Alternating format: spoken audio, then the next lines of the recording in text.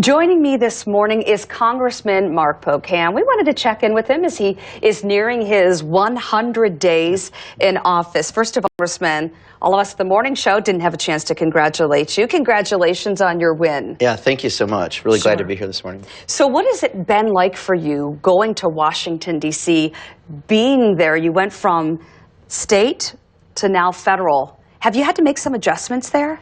Yeah, well, a couple things. One observation, the first couple weeks before we even were sworn in, we had training, and we have 81 freshmen, 49 Democrats, 32 Republicans, and they separated us for all but one dinner and one reception in 2 weeks. So they teach you bad behavior right away from day one. Okay. So getting used to that is even more of a partisan environment than the legislature was. Yeah. But just, the 435 colleagues in the House, 100 in the Senate, a lot of new people to meet and relationships to build, and we're just active doing that every day. Any faux pas, any missteps you've made as you're getting used to the whole regimen of federal politics, rules? Yeah, I think the biggest thing is just, trying to even figure out how to get around at some point in those initial, months. The good news is we're in a good place in the Cannon building, and locally we've got Tammy Baldwin's old office, so we really got very fortunate, and it's all equipped. But there's a lot to learn. I have about a 25-minute metro ride every day to get into work, and when I'm there for a good 12 or 14 hours, and then go home and do some reading for the next day, and it keeps a good pace.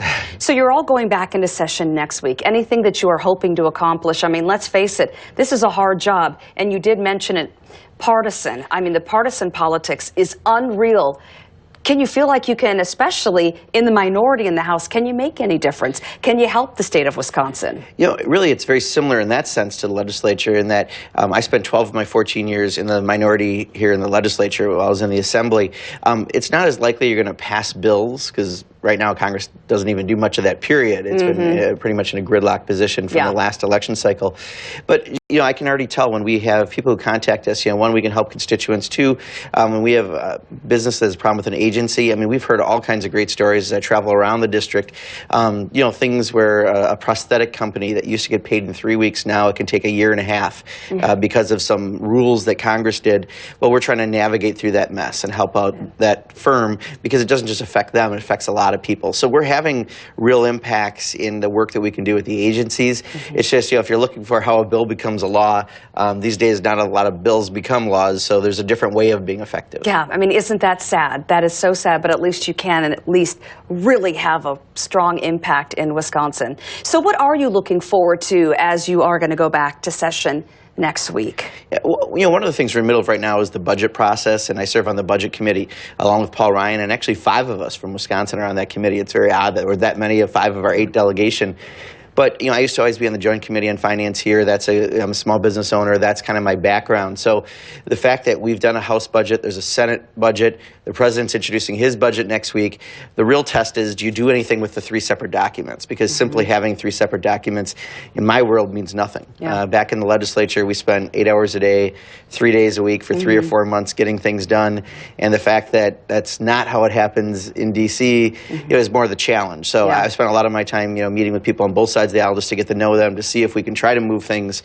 I even joined a Problem Solver Caucus, which is a bipartisan caucus, to get to know people from the other side of the aisle, so that hopefully then you can work with them on some legislation.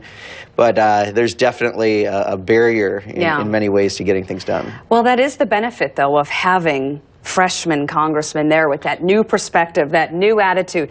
Don't let them beat you down, okay? Right. Yeah, Keep trying. None of us came up with the word sequester. That was 4 different groups. A lot of us are trying to move beyond some of those bad ideas. The sequester, the federal sequester. Yeah. Thank you so much, Congressman. We appreciate it. We also want to mention to you on our news links on our webpage, NBC15.com, we also put his new Twitter account address, and we also put his office address. As he had mentioned, he is able to help you with local issues as well. Congressman Pocan, thank you so much. Yeah, thank you. Glad to be here. Best of luck to you next week, and as you continue to move forward with your term. Great, thank you.